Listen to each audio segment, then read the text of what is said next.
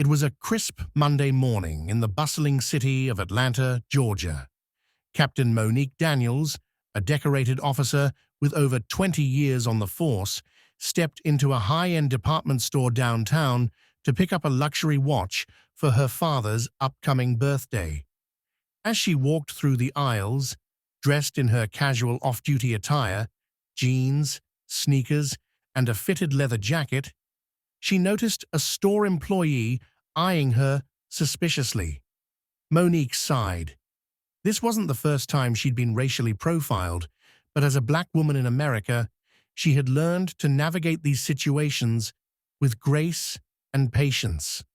Unbeknownst to her, however, today's encounter would be different. It would be humiliating, painful, and life-changing, not just for her, but for someone else as well. Officer James Callahan, a 6-year veteran of the force with a reputation for being aggressive and unyielding, had been assigned to a routine patrol near the shopping district. A tall, broad-shouldered white man with an overinflated sense of authority, he prided himself on being tough on crime, particularly on what he deemed suspicious individuals.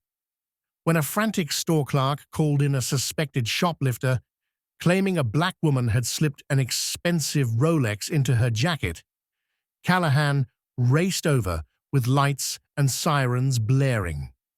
Monique was at the counter, pulling out her platinum credit card, when she heard the commotion behind her. Before she could react, a rough hand grabbed her arm and yanked her away from the counter. "Hands where I can see them. You're under arrest for theft," Callahan barked as he twisted her arm behind her back. Shocked, Monique tried to remain calm. "Excuse me? I didn't steal anything."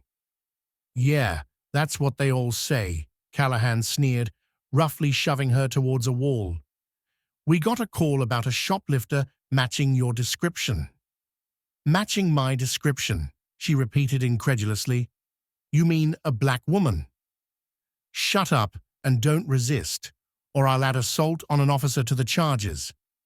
By now, a crowd had gathered, many pulling out their phones to record the incident. Monique caught the eye of the terrified store manager, who had suddenly realized they'd made a terrible mistake.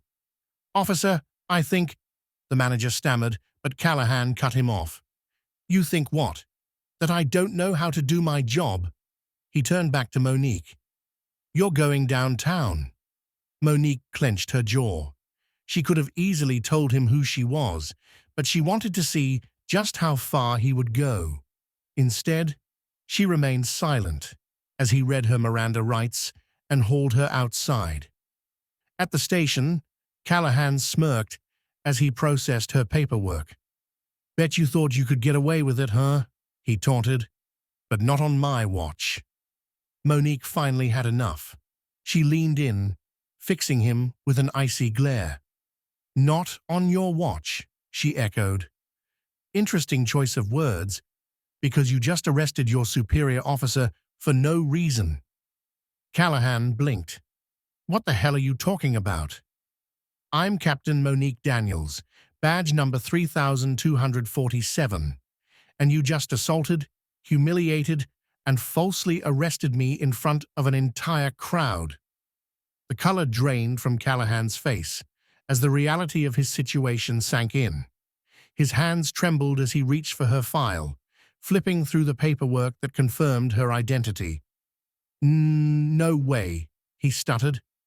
Just then, the precinct's chief stormed in, having already seen the viral video of the arrest spreading like wildfire. "Callahan, my office, now!" he roared. The fallout was immediate. Callahan was placed on unpaid suspension, pending an internal investigation. The department faced backlash from the community, with protests erupting against racial profiling. Monique, meanwhile, was hailed as a hero for handling the situation with dignity. She could have easily ruined Callahan's career, but instead, she let karma take its course. Days later, an official review board found Callahan guilty of misconduct and he was stripped of his badge. Jobless and disgraced, he was forced to confront the very bias that had led to his downfall. Monique, on the other hand, continued to rise in her career, using her platform to advocate for police reform and justice.